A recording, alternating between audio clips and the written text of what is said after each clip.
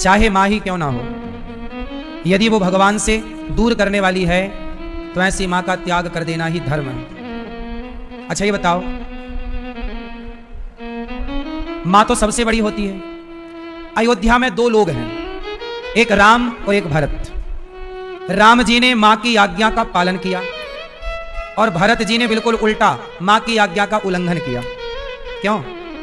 मैया सुन लो मेरी माँ, मैया ओ लाल मैया, मैया सुन लो मेरी माँ। राम और भाई भरत, राम और भरत दोनों भाई हैं। राम जी ने किया अपने माँ बाप की आज्ञा का पालन, बोलो हाँ जोर से।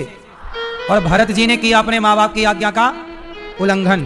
तो अब बताओ कि आज्ञा पालन करने वाला बड़ा कि उल्लंघन करने वाला बड़ा? जोर से, जोर से, जोर से। तो क्या भरत जी गलत थे? आप तो कह रहे हैं कि पालन करने वाला आज्ञा का अच्छा होता है और आज्ञा का उल्लंघन करने वाला अच्छा नहीं। तो भरत जी क्या अच्छे नहीं थे? तो फिर क्यों भरत जी ने आज्ञा का उल्लंघन किया? अपनी मां को इतने अपशब्द क्यों कहे भरत जी ने? अपनी मां को अपशब्द कहे, पापनी कहा, तेरे मुंह पर कीड़े क्यों ना पड़ गए, इन शब्दों का प्रयोग मां के लिए किया।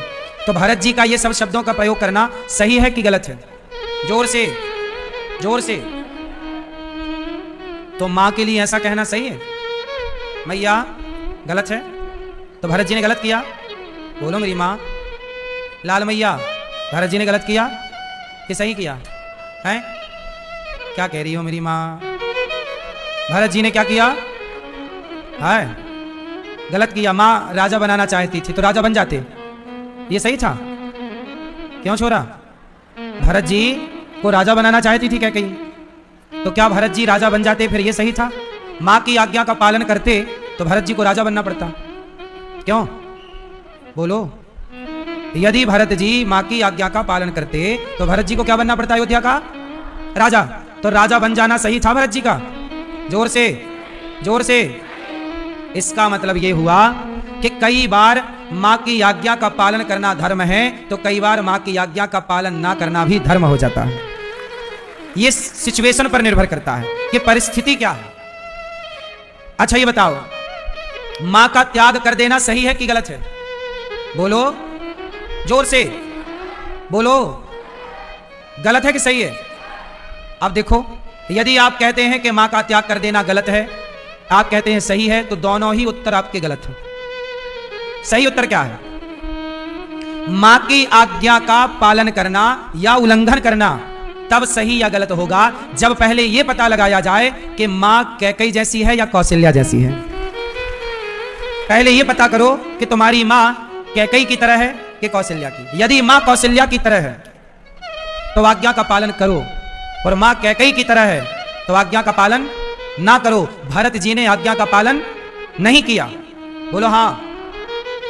हर मां कौशल्या नहीं है और हर मां कैकेयी नहीं है। कई बार आप कहते हो कि हम तो मां की आज्ञा का पालन कर रहे हैं। सुनो, जो मां अपने बेटे को भगवान से दूर कर दे ऐसी मां का परित्याग कर देना चाहिए। भरत जी की मां ने अपने पुत्र को भगवान से दूर करना चाहा, मां ही क्यों ना हो, यदि भक्त को भगवान से दूर करना चाहती है तो ऐसी मां का परित्याग कर देना चाहिए। यह सिचुएशन पता लगानी पड़ेगी कि उस सिचुएशन में मां कैसी है। सुनो, पिता का त्याग कर देना सही है कि गलत है? उत्तर दो। फिर सिचुएशन की बात आएगी कि तुम्हारा पिता दशरथ जी जैसे हैं या हिरण्यकश्यपु जैसा है। प्रहलाद नाम के एक भक्त हुए हैं, बोलो हाँ। उन्होंने अपने पिता की आज्ञा का उल्लंघन किया, उन्होंने पिता का त्याग कर दिया पर परमेश्वर का त्याग नहीं किया। यदि पिता भी तुम्हारे भगवान के रास्ते में बाधा बनकर खड़ा हो जाए तो ऐसे पिता का त्याग कर देना चाहिए। यह प्रहलाद जी की कथा सिखाती है। अच्छा ये बताओ, भाई का त्याग कर देना सही है कि गलत है? जोर से, जोर से। ना सही है ना गलत है। यह सिचुएशन बताएगी कि तुम्हारा भाई रावण की तरह है या राम की तरह है। यदि तुम्हारा भाई रावण की तरह है तो भाई का बिल्कुल त्याग कर देना चाहिए, और भाई राम की तरह है तो उसका त्याग कभी नहीं करना चाहिए। आप लोग गलती क्या करते हैं कि भाई गलत हो तो भी आप साथ देते हैं, परिवार गलत हो तो भी आप साथ देते हैं। सुनो, बेटा भी गलत हो तो उसका साथ नहीं देना चाहिए, और दुश्मन भी सही हो तो दुश्मन का भी साथ दे देना चाहिए यदि वो सही है तो। बात न्याय की है, बात नीति की है। विभीषण को लोग कहते हैं किसने घर फोड़ा दिया लंका, रावण मरा तो विभीषण को लोग जिम्मेदार कसूरवार ठहराते हैं, किसने ना भेद खोला होता तो रावण ना मरता। तो एक बात बताओ, तो विभीषण ने राम का साथ देकर सही किया कि गलत किया? बोलो, सही किया। अच्छा, दूसरी तरफ एक और भाई है कुंभकर्ण, जिसने राम का साथ ना दिया और रावण का साथ दिया। कौन भाई सही है, कुंभकर्ण या विभीषण? कौन सही है? जबकि कुंभकर्ण को पता था कि मेरा भाई गलत है। जब आपको पता था कि गलत है तो साथ क्यों दिया? केवल इसलिए साथ दिया ना कि मेरा भाई है। तो तुम्हारा भाई है तो दूसरों की पत्नी चुराएगा और तुम साथ दोगे केवल इसलिए कि तुम्हारा भाई है। इसलिए कुंभकर्ण, कोई बाप अपने बेटे का नाम कुंभकर्ण नहीं रखता क्योंकि वो गलत के साथ खड़ा था, लेकिन विभीषण नाम रखते हैं लोग क्योंकि वो सही के साथ खड़े थे। बात ये नहीं है कि हम बात मां की और बाप की बात माने कि ना माने, बात ये मूल में है कि तुम्हारा बाप कैसा है, हिरण्यकश्यपु जैसा है या दशरथ जैसा है, तुम्हारा भाई रावण जैसा है या राम जैसा, तुम्हारी मां कैकेयी जैसी है या कौशल्या जैसी है। ये सिचुएशन बताएगी, परिस्थिति बताएगी। इसलिए कहते हैं निर्णय लेने के पहले आपको धर्म का ज्ञान होना चाहिए। अच्छा, आज मैं अपने दोस्त से भोजन करते समय मैंने अपने मित्र से एक सवाल पूछा। सवाल यह था, इस धरती पर सबसे ईमानदार कौन है? आपके गांव में, आपके समाज में, आपके घर में बताओ, इस संसार में कौन सी स्त्री, कौन सा पुरुष, कौन है इस धरती पर ईमानदार? कैसे पता लगाओगे कि ईमानदार है? मैं पूछ रहा था सवाल, लगा कि आप लोगों से भी पूछ लूं। बताओ ईमानदार कौन है? आप लोग ईमानदार किसे मानते हैं? ईमानदार कौन हो सकता है? फास्ट उत्तर दो। क्यों भैया, ईमानदार कौन है? भैया बताओ, चश्मा वाले, ईमानदार कौन है? नहीं, कठिन है ना ये उत्तर? आप बताओ। कोई नहीं है, ये उत्तर बिल्कुल गलत है। ऐसा हो ही नहीं सकता, सब बेईमान कैसे हो जाएंगे? आप बताओ, ईमानदार कौन है? नहीं, कोई नहीं, पता नहीं। आए भैया चुप, आप बताओ, ईमानदार कौन है? है? योगी जी। हाँ।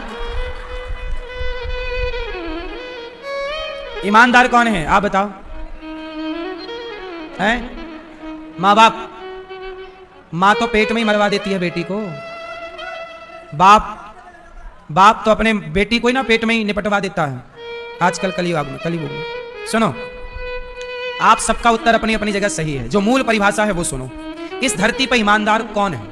सुनो, इस धरती पर ईमानदार वही है जिसको वास्तविक में धर्म का ज्ञान हो और जिसका प्रेम भगवान में हो। यदि आपके अंदर धर्म का ज्ञान है, आपको नॉलेज है धर्म का, और आप प्रभु से सच्चा प्रेम करते हैं तो आप ईमानदार होंगे। और यदि आप प्रभु से प्रेम नहीं करते और धर्म का ज्ञान नहीं है तो कभी भी आप ईमानदार नहीं हो सकते। धर्म का ज्ञान, इसलिए पहले के लोग ईमानदार थे। पहले के लोग ना कभी झूठ नहीं बोलते थे, पता है आपको? डरते थे भैया पाप लगेगा। पहले के लोग ईमानदार थे। क्यों? क्योंकि वो धर्म को जानते थे। आज के लड़के, आज के लोग बात बात पर झूठ बोलते हैं। क्यों? क्योंकि वो धर्म को जान नहीं रहे। धर्म को जो जानेगा वो ईमानदार होगा। राम ईमानदार क्यों है? क्योंकि राम धर्म के ज्ञाता हैं। रावण बेईमान क्यों है? रावण भी विद्वान है। विद्वान होना और धर्म को जानना दोनों अलग अलग विषय हैं। विद्वान तो तोता भी हो सकता है, याद करा दो सारे विषय, रट लेगा, रट्टू तोता है। तो रावण विद्वान तो था, पर धर्म, रामो विग्रहवान धर्म, धर्म की मूर्ति तो राम है, रावण नहीं है। इसलिए ईमानदार, आज ईमानदार लोग क्यों नहीं मिलते? क्योंकि लोगों के अंदर धर्म नहीं रहा। क्या समाप्त हो गया? धर्म। इसलिए गीता में भगवान क्या कहते हैं कि धर्म संस्थापनार्थाय संभवामि युगे युगे। जब जब धर्म की हानि होती है, जब धर्म की हानि होगी मतलब धर्म कमजोर पड़ेगा तो झूठ और अधर्म बढ़ जाएगा। तब तब भगवान जब जब हो यह धर्म की हानि, बाढ़हि असुर अधम अभिमानी, तब तब धरि प्रभु विविध शरीरा। तब तब भगवान अवतार लेकर आते हैं जब जब धर्म की हानि होती है। इसलिए आप लोगों से मेरी विनती है कि धर्म को जानो, धर्म के राह पर चलो। धर्म क्या है? देखो, हमारे ऋषियों के बारे में कथा मिलती है कि महर्षि कर्णव जैसे ऋषि, एक महर्षि थे कर्णव, उनके पास एक सुंदर सी कन्या रहा करती थी। इतनी सुंदर थी कि बड़े बड़े राजा और देवता भी मोहित हो जाते थे। इतनी सुंदर कन्या, लेकिन वो ऋषि के साथ थी और ऋषि के साथ इतनी सुंदर कन्या थी, पर ऋषि उनकी ओर मोहित नहीं हुए। एक कथा आती है पुराणों में, छोटी सी है, आपको सुना दूं, आप सुनेंगे अच्छा लगेगा आपको। एक राजा था, उस राजा ने नगर में कहा कि भैया हमारे नगर में सबसे ईमानदार व्यक्ति का नाम बताओ। तब उन्होंने बताया कि अपने नगर में एक फलाने पंडित जी हैं, बड़े ईमानदार हैं। राजा ने बुलाया कि महाराज यहाँ हो, आप ईमानदार हो? महाराज मैं कैसा हूं मुझे नहीं पता, बस मैं धर्म के अनुसार चलता हूं बस। ठीक है। राजा को विश्वास हो गया कि पंडित जी ईमानदार हैं। एक दिन राजा को कहीं जाना पड़ा 1 महीने के लिए। तो राजा ने कहा कि मेरी जो पत्नी है महाराज, इसे आप अपने पास रख लो। क्यों? पहले के राजा लोग ना अपनी पत्नियों को कहीं जाते थे तो सेफ जगह पर रख के जाते थे, क्योंकि कोई मंत्री संतरी अपने जाल में ना फंसा ले, इसलिए नारियों को देखते रहने का विधान है। राजा बोले महाराज हमारी पत्नी को आप रख लो। महाराज बोले महाराज हमारे पास तो एक ही कमरा है, कुटिया है, हमारी पत्नी रहती। अच्छा वो पंडित जी गृहस्थ थे, उनकी खुद की पत्नी थी। बोले हमारी पत्नी रहती है, हम दोनों से ये कमरा भर जाता है, तुम्हारी पत्नी को कहां सुलाएंगे? महाराज कहीं भी सुला लेना, पर अपने पास रखो। तो राजा अपनी पत्नी को पंडित जी को देकर चले गए। 1 महीने तक पंडित जी, उनके पास पलंग वलंग तो था नहीं, जमीन पर गद्दा भी छोटा, पति पत्नी के हिसाब का गद्दा। अब पति पत्नी के हिसाब के गद्दे में 2 ठीक सो जाते हैं, पर अब तीसरा। अब सोचो पंडित जी अपनी पत्नी को लेटाएं एक तरफ और राजा की पत्नी को लेटाएं दूसरी तरफ, और बीच में सोए पंडित जी। लेकिन जब पंडित जी अपनी पत्नी की तरफ करवट लें तो उनके मन में भाव जागे कि ये मेरी पत्नी है, और जब वो रानी की तरफ करवट लें तो उनके अंदर भाव जाग जाए कि ये मेरी बेटी है। जैसे बाप अपनी बेटी को अपने साथ सुला लेता है कि नहीं? भाई छोटी 5 साल की बेटी है, 10 साल की बेटी है, तो वो अपने माँ बाप के साथ ही सोती है, हाँ या ना? तो बाप तो बिल्कुल अपनी बेटी को अपने साथ ही सुलाता है। छोटी सी गुड़िया है, छोटी सी बच्ची है, तो उसके अंदर थोड़ी कोई दोष है या पाप है? सबके घर में सोती हैं बेटियां अपने माँ बाप के साथ, हाँ या ना? अब बताओ, पंडित जी पत्नी की तरफ करवट लें तो उनका अलग भाव, और उस रानी की तरफ करवट लें तो उनका अलग भाव। ऐसे करते करते 1 महीना बीत गया। चलो पंडित जी पवित्र हैं, ये बात पंडित जी को पता है, लेकिन दुनिया वालों ने सुना कि भाई एक कमरे में ही पंडित जी और रानी भी वहीं रह रही है, तब दुनिया तो लांछन लगाएगी। राजा लौटे तो गांव वालों ने बताया कि महाराज तुम्हारी पत्नी तो अपवित्र हो गई है। क्यों? अरे पंडित जी अपने साथ उसको रखते थे, एक ही साथ बिस्तर पर सुलाते थे, बड़ा पापी है ये। देखो तुम्हारी पत्नी, महाराज तुमने क्या किया? राजा को तो भरोसा था कि नहीं, ऐसा नहीं है, मुझे पूरा उनके सत्य पर भरोसा है। लोग नहीं माने, पंडित जी पर लांछन लगा दिया कि तुम पंडित जी गलत हो। पंडित जी बोले अच्छा। उन्होंने, देखो शास्त्रों में पहली बार ऐसा हुआ, स्त्रियों ने अग्नि परीक्षा दी अपने को पवित्र बताने के लिए, पहली बार ऐसा हुआ इतिहास जगत में कि किसी पुरुष ने अग्नि परीक्षा दी इस बात के लिए कि मैं पवित्र हूं कि नहीं। तो पंडित जी ने आग जलाई, सारे गांव वालों को खड़ा किया, महाराज आप भी आओ। उन्होंने कहा कि हे विधाता, यदि मेरे मन में राजा की पत्नी के प्रति केवल पुत्री भाव रहा हो और मैंने कभी इन्हें गलत दृष्टि से ना देखा हो, तो हे अग्नि आज मैं प्रवेश कर रहा हूं, मेरे वचन की रक्षा करो। यदि मेरे मन में रानी के प्रति कोई गलत भाव आया हो तो हे अग्नि मुझे जला के राख कर देना, और यदि मेरा मन, मेरी वाणी, मेरा व्यवहार पवित्र हो तो फिर आप रक्षा करना। पंडित जी ने अग्नि साक्षी मानी और पंडित जी आग में जाकर खड़े हो गए। अग्नि परीक्षा दी ब्राह्मण ने, जब परीक्षा दी तो देवताओं ने आकाशवाणी की, महाराज राजन ये ब्राह्मण इस धरती का सबसे ईमानदार व्यक्ति है। क्यों? क्योंकि ये धर्म को जानता है, क्योंकि ये धर्म को जानता, धर्म को जानने वाला।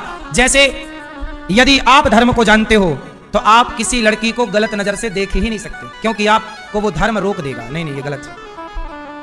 आप किसी और स्त्री को गलत देख ही नहीं सकते। यदि आप देख रहे हो किसी बहन बेटी को गलत, मतलब आपके अंदर धर्म की कमी है, धर्म भरपूर होगा आपके अंदर।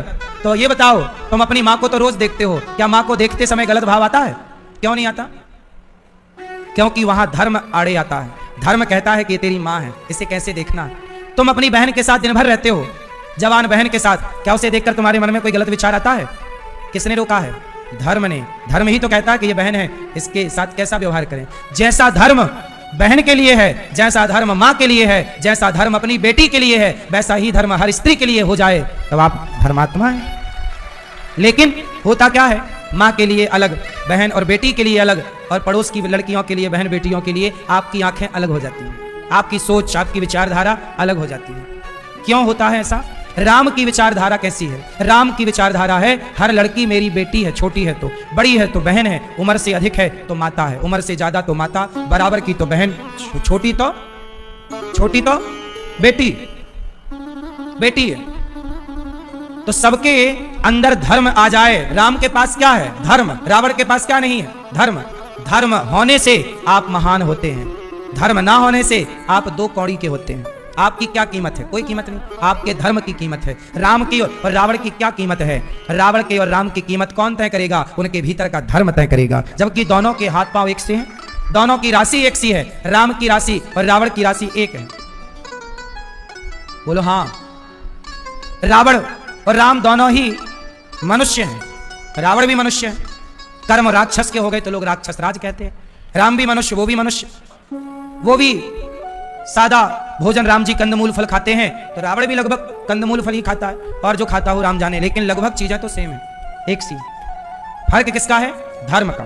राम का धर्म इतना ज्यादा था कि उनके धर्म ने भगवान की श्रेणी तक पहुंचा दिया, और रावण के अधर्म ने रावण को राक्षस की श्रेणी में ले जाके खड़ा कर दिया।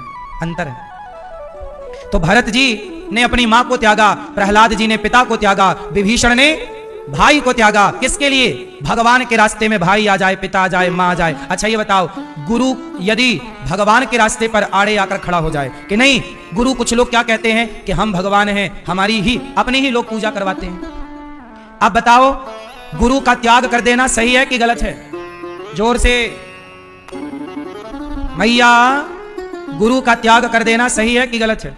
हाँ, गुरु भी यदि आपको भगवान से दूर करने वाला हो तो वैसे गुरु का परित्याग कर देना चाहिए। राजा बलि ने अपने गुरु शुक्राचार्य का त्याग कर दिया। जब वामन भगवान आए तो शुक्राचार्य ने रोका कि इन्हें दान मत दो, ये विष्णु हैं। तब राजा बलि ने कहा कि विष्णु के द्वार पर तो दुनिया हाथ पसारी जाती है, पर आज यदि वो भगवान मेरे द्वार पर आए हैं तो मैं उन्हें जरूर दूंगा। गुरुजी, आप मना कर रहे हैं, आज मैं आपकी बात नहीं मानूंगा। तो शुक्राचार्य का त्याग कर दिया राजा बलि ने। गुरु यदि शुक्राचार्य जैसा हो तो गुरु का त्याग कर देना ही धर्म है, जो गुरु भगवान से दूर करता हो।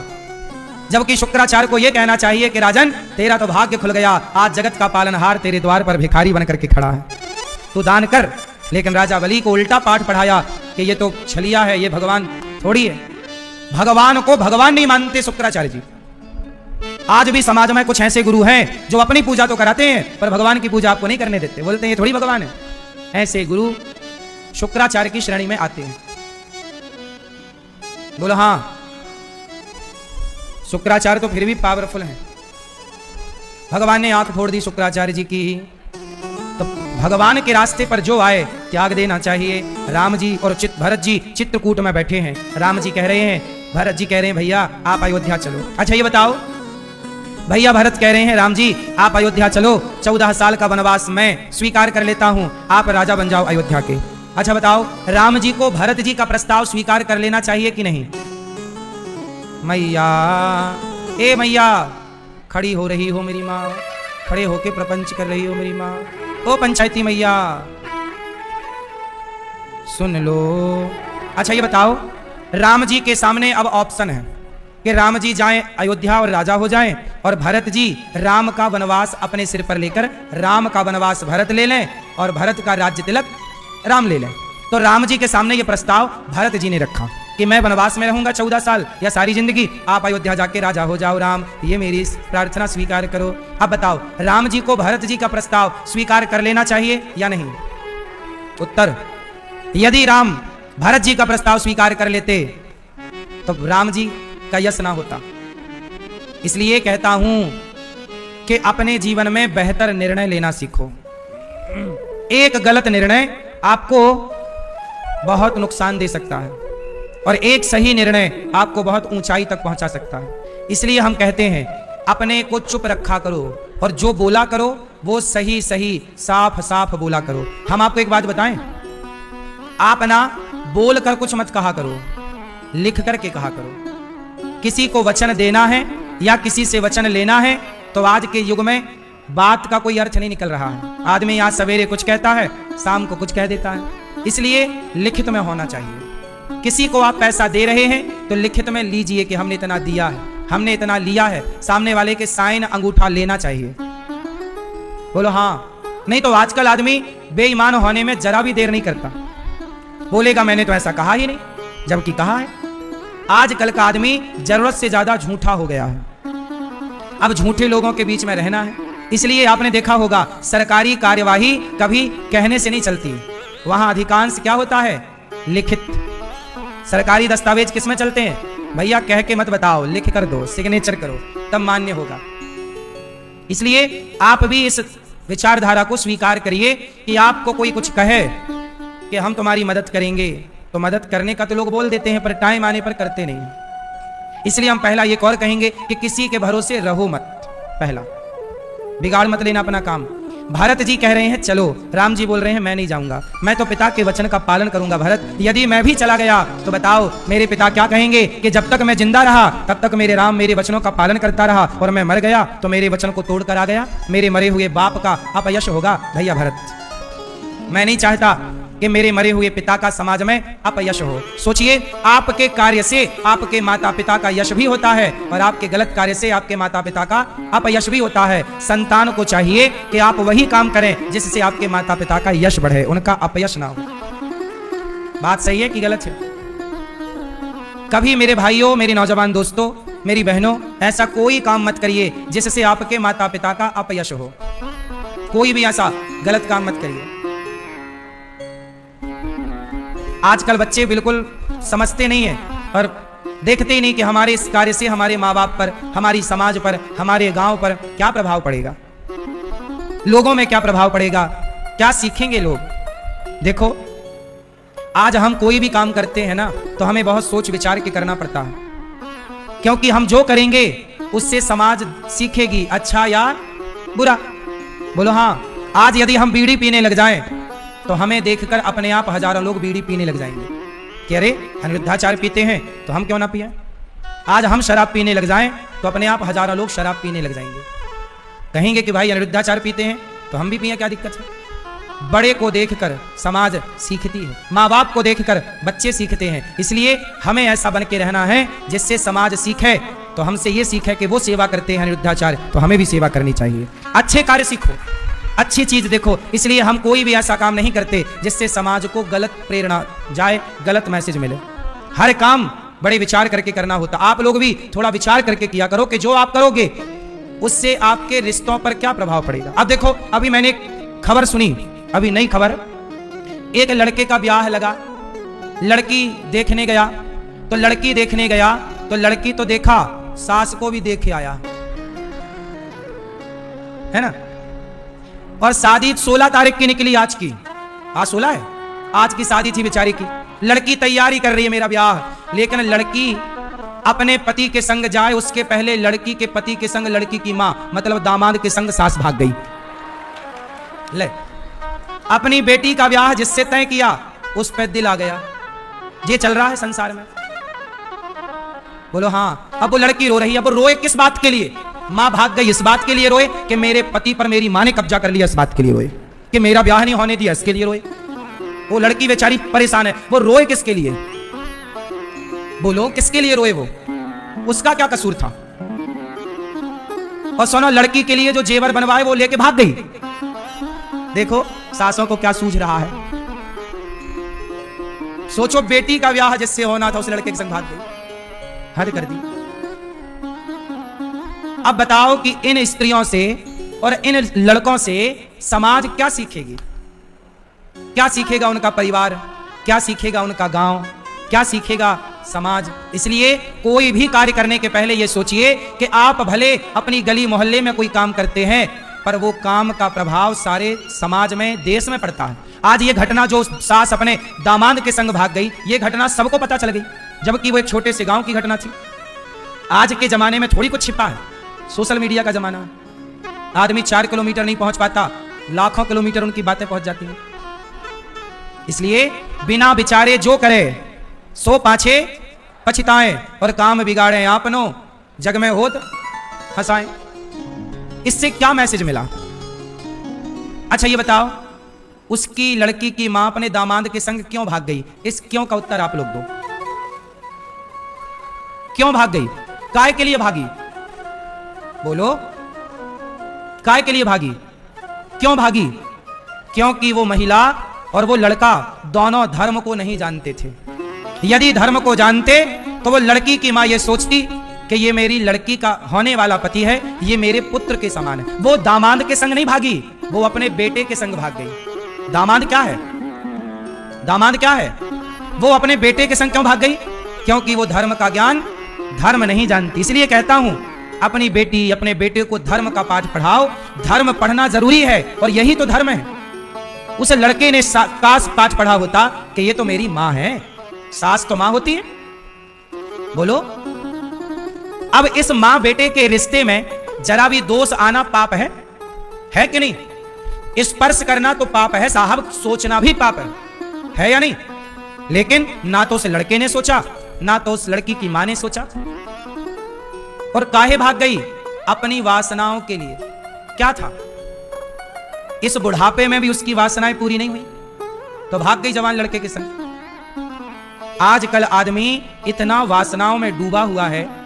काम से कल ही मैंने कहा था, अंधे कितने तरह के होते हैं? कामांध। जब काम सिर पर चढ़ता है, वासनाएं, तो व्यक्ति अंधा हो जाता है। इसलिए कहता हूं, अंधे मत होइए। अपने आप को सत्संग से जोड़ करके और अपने अंदर की बुराइयों को मारिए। मारना है, आपका कोई दुश्मन है? आप बताओ, अपने भीतर की वासनाओं के लिए अपनी बेटी के पति के संग भाग गई, तो वासनाओं को कंट्रोल किया होता, मार दिया होता अपनी इच्छाओं को, तो इसे कलंक से बच जाती कि नहीं? अब वो भाग कर कहां जाएगी? वो भाग कर कहां जाएगी? पकड़ी जाएगी। क्या मुंह दिखा पाएगी? यहां भी बिगड़ गया उसका। अब समाज में क्या वो रह पाएगी? रहेगी तो किस मुंह से रहेगी? लोक भी बिगड़ गया और मरेगी तो यमराज जी बड़ा डंडा रखे होंगे उसके लिए। भगाता हूं तुझे दामाद के साथ। टिनपा पड़ेंगे उसके खोपड़ी पे, कोड़े पड़ेंगे, नाली का कीड़ा बनेगी कई जन्म, कर्म दंड तो भोगने पड़ेंगे। देखो, पाप भी ना वही पाप करो जो पाप थोड़ा ठीक ठाक हो। पाप भी करो चलो, पर वो पाप करो यार जो माफ हो, जिनमें माफ की संभावना हो। वो पाप मत कर लेना जिन पाप में माफी की संभावना। पाप भी कई तरह के होते हैं, सामान्य पाप, महापाप, ये पाप अलग अलग तरह के होते हैं। चींटी मारना, हम रास्ते से जा रहे हैं, चींटी पांव के नीचे मर गई, गाड़ी के नीचे मेंढक मर गया, सांप मर गया, ये पाप है। पर ये पाप भी चलो, ये पाप हमने मारना नहीं चाहा, चींटी मर गई, ये पाप माफ हो जाएंगे कि चलो तुम्हारी इच्छा नहीं थी पर पाप हो गया। हमने जानकर झूठ नहीं बोला पर झूठ भूल गया, चलो ये सब सामान्य पाप हैं, ठीक है। लेकिन ये पाप क्षमा ना होगा कि तुम अपनी जवान बेटी को छोड़कर, बच्चों को छोड़कर इस बुढ़ापे में तुम किसी के संग भाग जाओ। तुमने धोखा अपने बच्चों को दिया, तुमने धोखा अपने पति को दिया, वो पति को भी तो तुमने धोखा दे दिया, तुमने अपने बच्चों को धोखा दे दिया। अब तुम्हें कौन कौन माफ करेगा? इसलिए ये बड़ा पाप है, इसकी कोई माफी भी नहीं है, भोगना ही पड़ेगा। फिर यही लोग संसार में तरह तरह का कष्ट पाते हैं तो लोग कहते हैं कि देखो कितना कष्ट पा रहा। जरूर ये किसी जन्म का पाप था, जो अक्षम्य पाप था, जिसे क्षमा नहीं किया जा सकता था, उसे भोगना पड़ रहा। कोई अंधा है, कोई लंगड़ा है, कोई बहरा है। आप लोग चप्पल पांव में पहनकर चलते हो, कुछ लोग चप्पल हाथ में पहन के घिसटते हैं। क्या है ये? क्या लगता है तुम्हें? ये सब पाप का परिणाम है, भोगना सबको पड़ता है, बचे कौन है? इसलिए ये सब गलतियां इसलिए होती हैं, लोग धर्म को नहीं जानते, पर राम धर्म को जानते हैं। भैया भरत, मैं अपने पिता के वचनों का त्याग नहीं होने दूंगा। तुम बताओ भरत, मैं चलूं कि नहीं? भरत बोले तो क्या मुझे खाली हाथ भेजोगे? राम जी ने कहा क्या चाहते हो प्रभु? अपनी पादुका ही दे दो, कुछ तो निशानी दे दो। तब भरत जी ने, राम जी ने प्रहलाद के लिए नरसिंह का अवतार लिया। भगवान ने गोपियों के लिए वस्त्र का अवतार धारण किया, चीर बनकर खिंचे। आज भैया भरत के लिए भगवान राम खड़ाऊ बन जाते हैं, चरण पादुका। भरत जी शीश पे खड़ाऊ और अखियों में पानी, शीश पे खड़ाऊ और अखियों में पानी। राम भक्त ले चला राम की निशानी, राम भक्त ले चला रे राम की निशानी। शीश पे खड़ाऊं और अखियों में पानी, शीश पे खड़ाऊं और अखियों में पानी। राम भक्त ले चला राम की निशानी, राम भक्त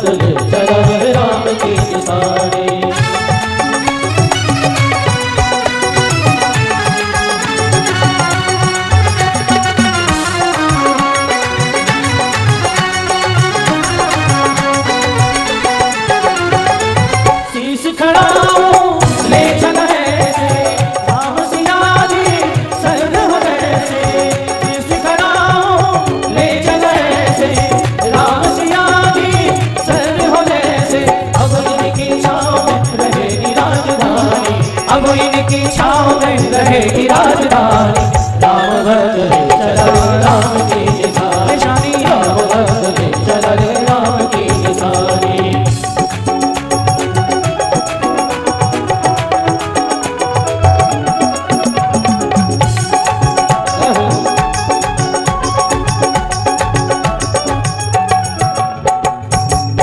छिन लागे सदियों जैसे 14 बरस लगेंगे जैसे। हाँ पल छिन लागे सदियों जैसे 14 बरस लगेंगे जैसे। जाने समय क्या खेल रचेगा, कौन मरेगा कौन बचेगा। कब्र में लटके फूल गिरेंगे, नदियाँ के फूल मिलेंगे। जीवन का है यही बस जाए, हिल मिल 14 बरस जाए। राम बिन कठिन है एक घड़ी बितानी, राम बिन कठिन है एक घड़ी बितानी। राम भक्त ले चला रे राम की निशानी, राम भक्त ले चला रे राम की निशानी।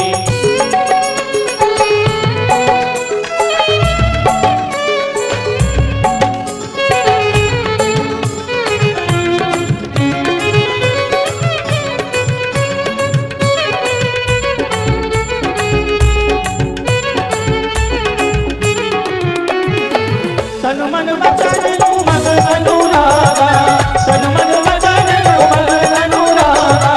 धीर धुरंधर धीरज गाना, धीर धुरंधर धीरज गाना। भावना में बह गए धीर वीर ज्ञानी, भावना में बह गए धीर वीर ज्ञानी। राम भक्त ले चला रे राम की निशानी, राम भक्त ले चला रे राम की निशानी। शीश पे खड़ा और अखियों में पानी, शीश पे खड़ा और अखियों में पानी। राम भक्त ले चला रे राम की निशानी, राम भक्त ले चला रे राम की निशानी, राम भक्त ले चला रे राम की निशानी, राम भक्त ले चला रे राम की निशानी। शीश पे खड़ा हूँ और अखियों में पानी, राम भक्त ले चला रे राम की निशानी, राम भक्त ले चला रे राम की निशानी। उमार भरत जी चले, राम जी भरत जी को बार बार देखते हैं। भरत जी नंदीग्राम पहुंचे, राम जी की चरण पादुका को स्थापित किया। राम की चरण पादुका को स्थापित करके भरत जी कार्य कर रहे हैं। काम भरत जी अयोध्या को संभाल रहे हैं, पर राम ने भरत जी ने चरण पादुका सिंहासन पर रखी है। आप अभी काम करो, मालिक बनकर नहीं, भगवान के नौकर बनकर के। प्रभु आप हैं जो।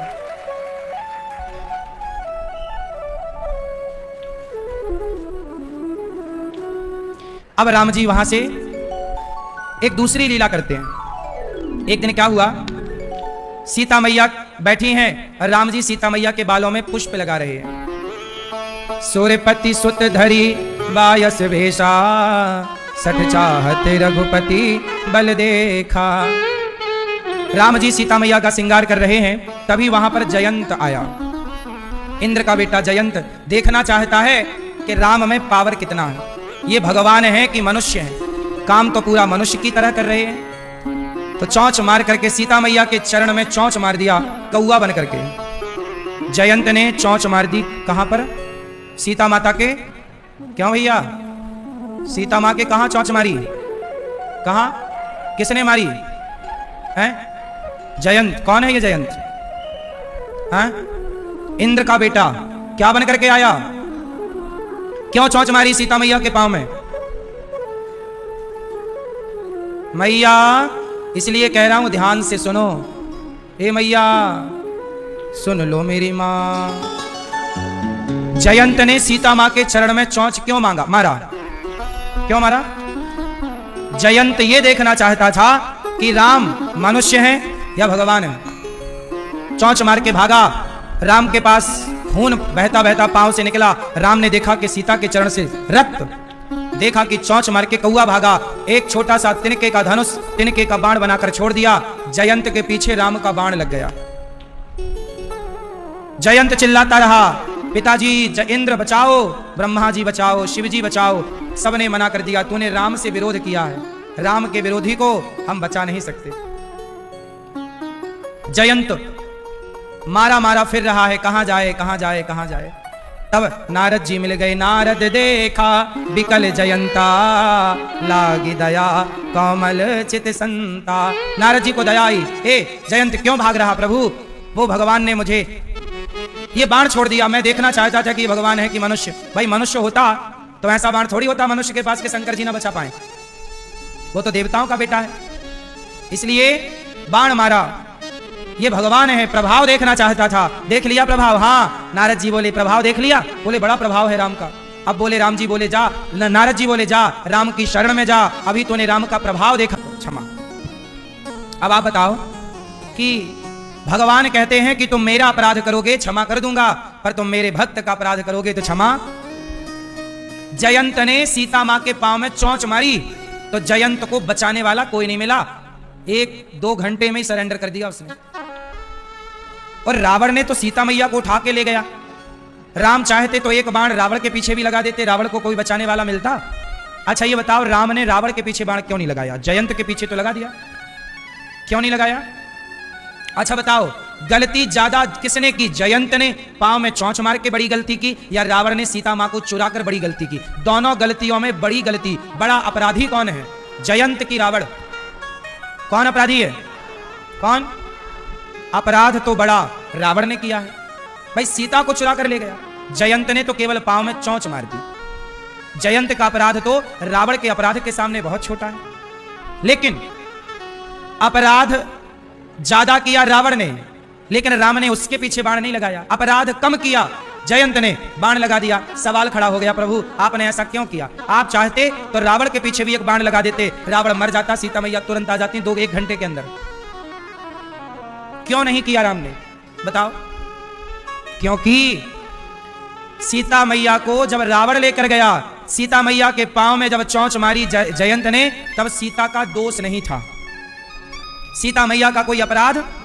लेकिन जब रावण ने चुराया सीता मैया को, उसके पहले, चुराने के ठीक पहले सीता मैया से भी एक पाप हो गया था। कौन सा? सीता मैया ने लक्ष्मण जी का अपमान कर दिया था।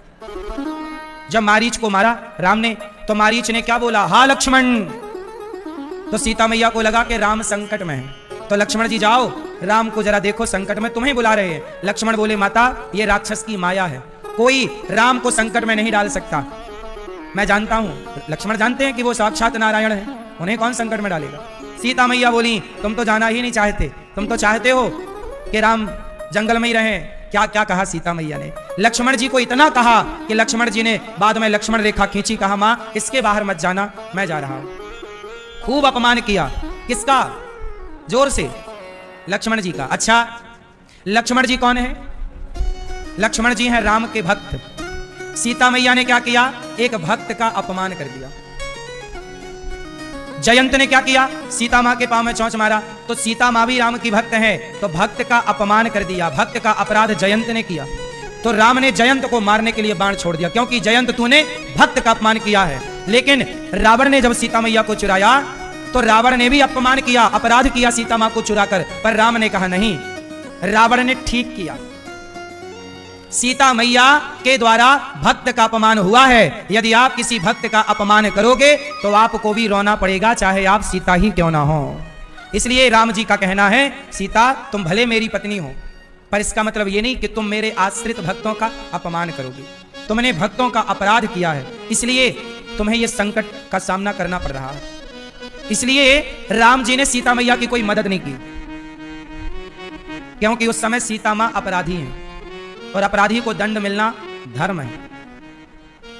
इसलिए कहता हूं भगवान सब कुछ माफ कर सकते हैं, लेकिन भक्त का अपमान करोगे तो कभी माफ नहीं करेंगे। अहम भक्त पराधीना यस्वतंत्र वध्वज।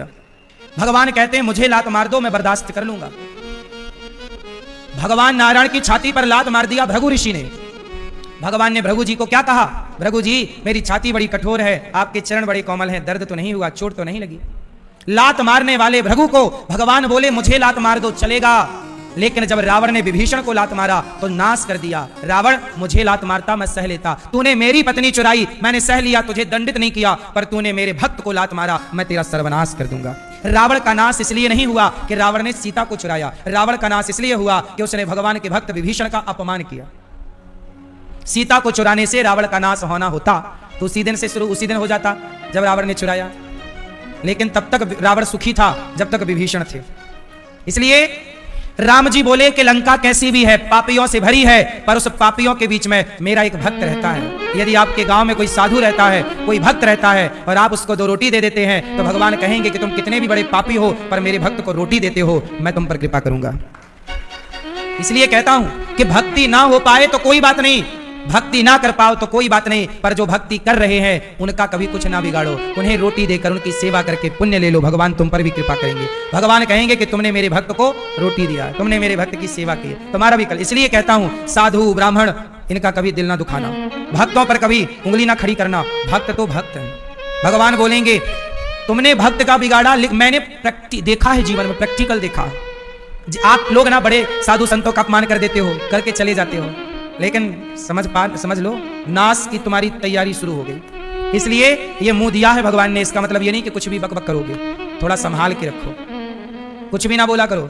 साधु संतों को आप कुछ भी बोल देते हैं, आप जानते नहीं है कुछ भी बोल देते हैं। संतों का भक्तों का कभी अपमान ना करो, बड़ा पाप लगता है। अब बताओ, आप लोग ये बताओ कि गौरी गोपाल आश्रम में सवेरे सवेरे संत आते हैं, ये संत किसके भरोसे रहते हैं वृंदावन में? केवल भगवान के। अब बताओ, जो भगवान के भरोसे है, यदि आप उनका कुछ बिगाड़ोगे तो भगवान आपको छोड़ेंगे? अच्छा, मेरे भरोसे और तुम आंख दिखा रहे हो। फिर द्रौपदी को जब तक अर्जुन पर भरोसा था भगवान नहीं आए, और जैसे ही अर्जुन के भरोसे को छोड़कर कृष्ण का भरोसा किया, प्रभु अब आप हो, और जैसे ही भरोसा किया तुरंत आए, चीर बढ़ाए कि नहीं? इसलिए भरोसे भगवान के रहो। जयंत चरणों में गिरा, भगवान ने क्षमा कर दिया। अब भगवान आगे गए अत्रि ऋषि के पास। अत्रि ऋषि ने प्रणाम किया, नमामि भक्त वत्सलम कृपालुशील कोमलम भजामि ते पदाम्बुजम अकामिनां स्वधामदम निकाम श्याम सुंदरम भवाम्बुनाथ मंदरम प्रफुल्ल कंजलोचनम मदादि दोष मोचनम प्रलम्ब बाहु विक्रमं प्रभो प्रमेय वैभवं निशंग चाप सायकं नरं त्रिलोक नायकं। अत्रि ऋषि के पास गए, अत्रि ऋषि ने भगवान को प्रणाम किया, स्तुति की। अब अत्रि ऋषि की पत्नी का नाम क्या है? माता अनसुईया। अनसुईया माता ने माता सीता को पातिव्रत धर्म का काय वचन मम पति पद प्रेमा जगपति व्रता चारि विधि आही वेद पुराण संत सब कहीं उत्तम के अस बस मन माही सपने हुआन पुरुष जग नाही मध्यम पर पति देखई कैसे भ्राता पिता पुत्र निज जैसे। हर स्त्री को ये अनसुईया माँ ने जो ज्ञान सीता माँ को दिया है, ये ज्ञान सबको सुनना चाहिए। यदि वो महिला ये वाला ज्ञान सुनती या पढ़ती तो कभी अपने दामाद के साथ ना भागती। क्यों मैया, क्या बोलती तू? क्यों मैया? ये सुनना चाहिए, ये पढ़ना चाहिए। रामचरितमानस के अरण्य कांड में ये सब चौपाइयां हैं, माता का उपदेश है। 5वें दोहे 4थे दोहे के नीचे ये सब ज्ञान भरा पड़ा। क्या उपदेश है? धीरज, धर्म, मित्र और नारी, इनको आपत विपत्ति के समय में परखा जाता है। पति कैसा भी हो, अंधा, लंगड़ा, काना खोरा, वृद्ध, रोग रोगी, वृद्ध, बूढ़ा, जड़, मूर्ख, गरीब, अंधा, बधिर, अपाहिज हो, कैसा भी हो, बहरा हो, अति क्रोधी हो और दीन स्वभाव से सरल हो, कैसा भी पति हो, नारी को कभी अपने पति का त्याग करना चाहिए मेरी मां? नहीं करना चाहिए। पति कैसा हो? आप लोग अपने पति से सही सही बात करती हो मैया? गाली वाली तो नहीं देती हो पति को? अच्छा बताओ मैया, आप अपने पति को क्या मानती हो? क्या है वो आपका पति? आप बताओ लाल मैया, आपका पति क्या है आपके लिए? क्या वैल्यू है? बोलो मेरी माँ, आपके पति की क्या कीमत है? आपकी नजरों से आप बताओ। नहीं मैया बताओ क्या है, दो कौड़ी का है? क्या है पति? आप बताओ लाल मैया पीछे वाली, क्या है पति आपका ये? सही खाओ मां कसम। नहीं खाओगी मां कसम, परमेश्वर कह रही हो, मां भी कसम नहीं खा रही हो। आप क्या मानती हो अपने पति को? पति आप क्या मानते हो अपनी पत्नी को? भैया आप अपनी पत्नी को क्या मानते हो?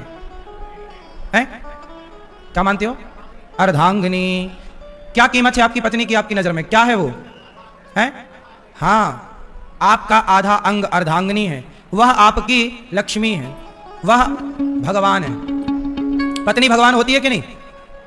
हाँ या ना? पत्नी भगवान ही होती, पति क्या होता है?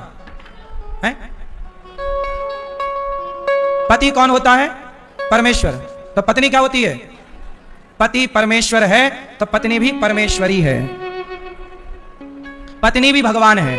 जब कण कण में भगवान है तो क्या पत्नी कण कण से बाहर है? सब में ईश्वर है तो पत्नी में भी तो भगवान है। पत्नी का दिल दुखाते होगे तो वो ईश्वर का ही तो दिल दुखता होएगा। जब पति में भगवान हो सकते हैं तो पत्नी में क्यों नहीं? इसलिए पत्नी भी ईश्वर है। भगवान ने स्त्री का रूप धारण किया था, मोहिनी अवतार। तो ये तुम्हारी पत्नी तुम्हें मोहित करती है कि नहीं? इसलिए हर स्त्री में मोहिनी भगवान का अंश होता है। हर स्त्री मोहिनी होती है, हर स्त्री के अंदर मोहित करने की ताकत है। अब वो मोहित किसे कर रही है उस पर डिपेंड करता है कि पति को कर रही है कि पड़ोसी को, पर मोहित करती तो है। अब देख लो उसने दामाद को ही मोहित कर लिया। बोलो हाँ, फिर मोहित करने की ताकत है, इसलिए मोहिनी भगवान है। मैया आपका पति कौन है? ए मैया लाल मैया, पति कौन? कोई मेरी आंखों से देखे तो समझे कि तुम मेरे क्या हो, कि तुम मेरे क्या हो। तुम ही मेरे मंदिर, तुम ही मेरी पूजा, तुम ही देवता हो, तुम ही देवता हो। जिधर देखती हूँ उधर तुम ही तुम हो, न जाने मगर किन ख्यालों में गुम हो। मुझे देख कर तुम जरा मुस्कुरा दो, नहीं तो मैं समझूंगी मुझसे खफा हो। तुम ही मेरे माथे की बिंदिया की झिलमिल, तुम ही मेरे हाथों के गजरों की मंजिल। मैं हूँ एक छोटी सी माटी की गुड़िया, तुम ही प्राण मेरे, तुम ही आत्मा हो। पति तुम ही मेरे मंदिर, तुम ही मेरी पूजा। अच्छा ये बताओ पति क्या है? पति है, पति माथे की मांग है। पति क्या है? पति हाथों की खनकती हुई चूड़ी है, पति गले का मंगल सूत्र है। पति है तो आपके हाथों की मेहंदी है, पति है तो आपके पाँव में माहौर है, पति है तो आपके पाँव की पायल की छमछम शोभा देती है। पति है तो माथे पर बिंदिया है, पति है तो लाल साड़ी है, गठ जोड़ा है। पति है तो यज्ञ है, पति है तो संसार की हर खुशी है। इसलिए जब तक पति होता है तो कुछ स्त्रियों को पति की कदर नहीं होती। आजकल पैसे की जितनी कदर है इंसान की उतनी ही कम कदर है। आजकल इंसान की वैल्यू नहीं है। काश हम पैसे से ज़्यादा रिश्तों को महत्व देते तो आज पैसों के कारण रिश्ते ना टूटते। रिश्ते बड़े अनमोल होते हैं।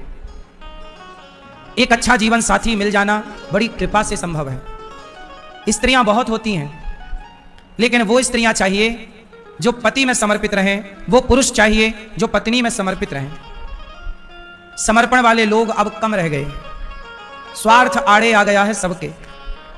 स्त्रियां जब तक पति होता है, कुछ स्त्रियां उसकी कदर नहीं करती। मर जाने के बाद रोने से क्या होगा? हम कहते हैं किसी के मरने में ना रोया करो। मेरा समझना, मेरा मानना, मेरा विचार थोड़ा अलग है।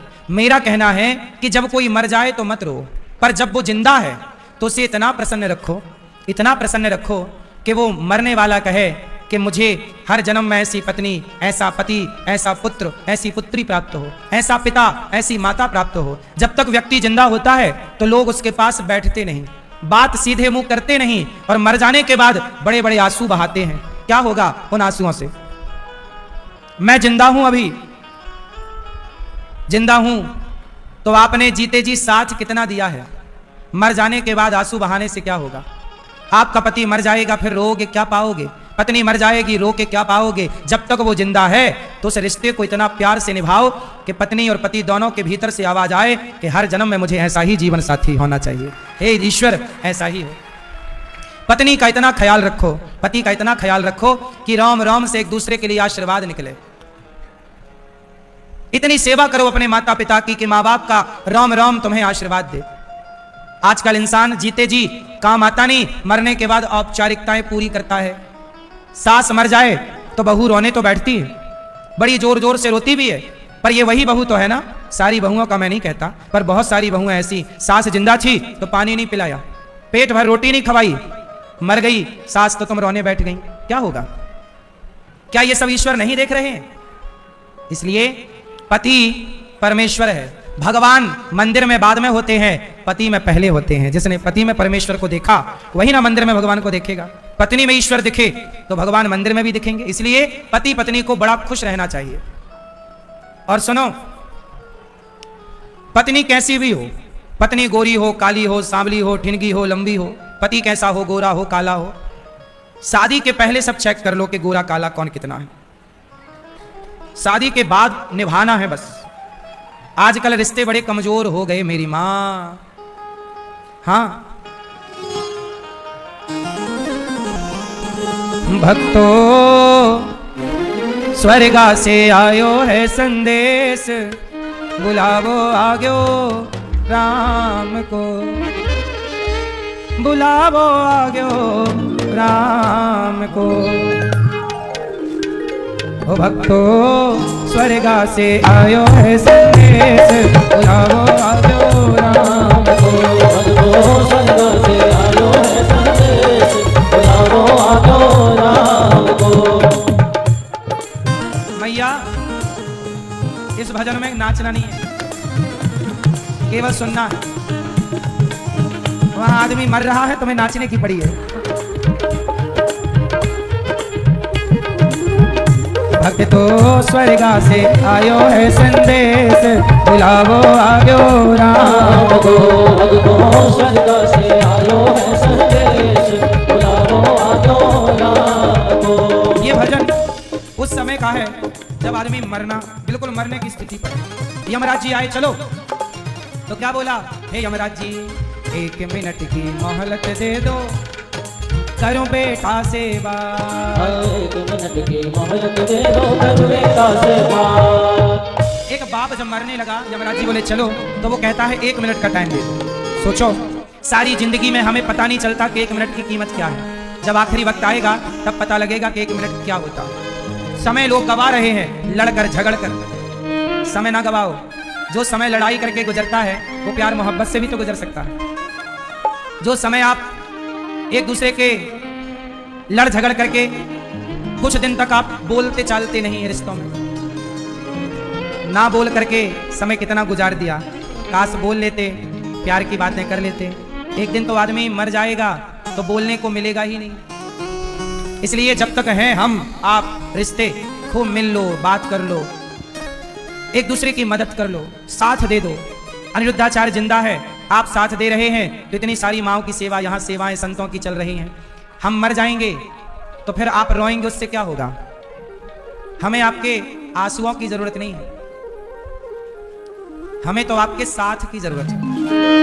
आप अपने माँ के मर जाने के बाद कितना रोएंगे, उन आंसुओं का माँ क्या करेगी?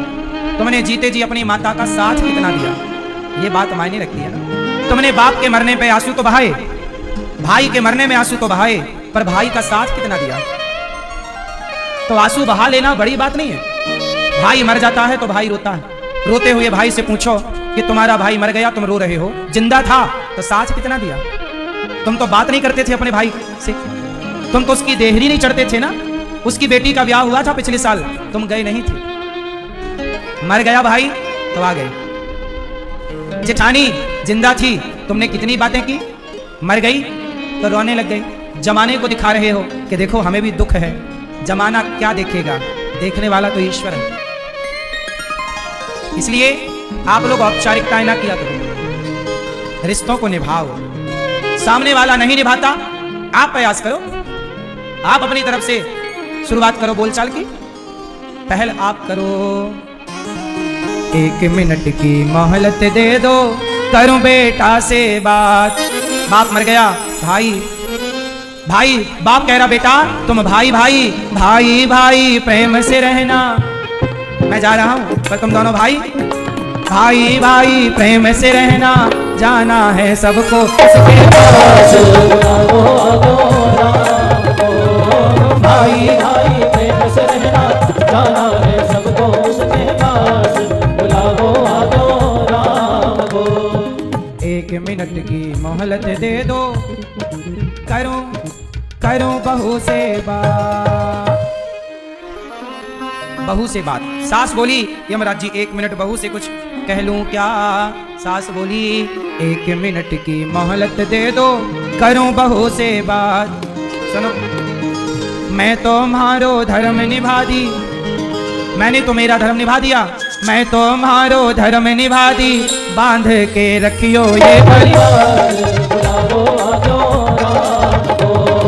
मैं तो मारो धर्म निभा दी, बांध के रखियो ये परिवार। बुलाओ आदो राम को।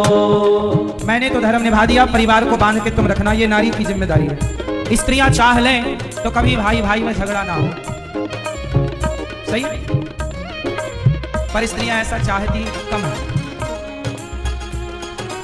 1 मिनट की मोहलत दे दो। पत्नी बोली हे यमराज जी रुको, 1 मिनट का समय दे दो। पति से कहना है कुछ क्या। 1 मिनट की मोहलत दे दो, करूं पति से बात। 1 मिनट की मोहलत दे दो, करूं पति से बात। देखो पति से बात कर रही है, यमराज जी रुको 1 मिनट दे दो, हम जा रहे हैं तो पति से कुछ कह ले। मैया आप आखिरी के शब्दों में पति से क्या कहोगी। यदि आपके मरने का टाइम आ गया और पति सामने हो और यमराज जी बोले कि 2 बात कर लो, तो आखिरी 2 बात पति से क्या करोगी आप। क्यों मैया, मौका मिलेगा तो क्या बात करोगी। कई स्त्रियों को तो यह मौका मिलता ही नहीं, पति पहले ही चले जाते हैं तो बात करने का मौका। चलो पत्नी बोली कि यमराज जी 1 मिनट का टाइम दे दो। देखो पता नहीं कौन सी मुलाकात आखिरी मुलाकात हो, कौन सा मिलन आखिरी मिलन हो। इसलिए हर मुलाकात ऐसी किया करो कि ये आखिरी मुलाकात है, इसलिए खूब प्यार मोहब्बत से मिला करो सबसे, क्योंकि ये सोचना है कि ये मुलाकात पता नहीं कल किसने देखा। कल के भरोसे मत रहो, कल होगा इसकी गारंटी नहीं है। क्यों मैया, बात सही है।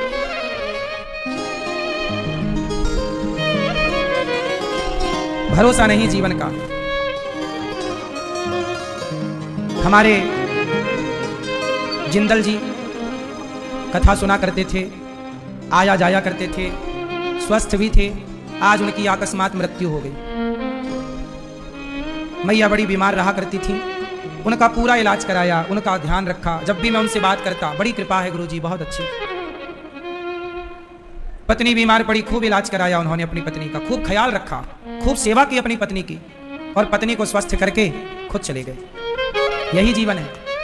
कौन सा मिलना, कौन सी बातें कब पूरी हो जाए, माँ थोड़ी बता कर आती है। पिछली बार 84 कोस की यात्रा थी, आज के 6 साल पहले, तो वो उस यात्रा में थे, और आज यात्रा पूरी हुई तो आज वो भी पूरे हो गए। ऐसे ही है, हम लोग आज मिले हैं, अब पता नहीं हम लोग कब मिलेंगे, अगली मुलाकात कब होगी कोई नहीं जानता। इसलिए हर मुलाकात को ऐसी बनाओ कि ये आखिरी मुलाकात, खूब अच्छे से मिल लो, कुछ रह ना जाए। अपने रिश्तों में ऐसे रहो, जब रात को सो तो ऐसे सो कि भैया हम सो रहे हैं, है ना, जागेंगे इसकी गारंटी नहीं है। इसलिए आज के काम पूरे आज ही कर लो, कल पर ना टालो, अच्छे से जी लो। माँ से बात कर लो, माँ चली जाए रात भर में तो आपको ये ना रहे कि लो माँ से बात नहीं कर पाए, बाप चला जाए तो ये ना लगे कि बाप से बात नहीं कर पाए। इसलिए बाप से रोज बात करो, माँ से रोज बात करो, पत्नी से रोज बात करो, पति से रोज बात करो, रोज प्यार की बातें करो। पता नहीं कब ये सुनने को मिले कि अब वो नहीं है। इसलिए 1 मिनट की मोहलत दे दो, करूं पति से बात। रोली मोली चुनड़ी मेहंदी, रोली मोली चुनड़ी मेहंदी, मतियन से भर दो मारी बात। रोली मोली चुनड़ी मेहंदी, मतियन से भर दो मारी बात।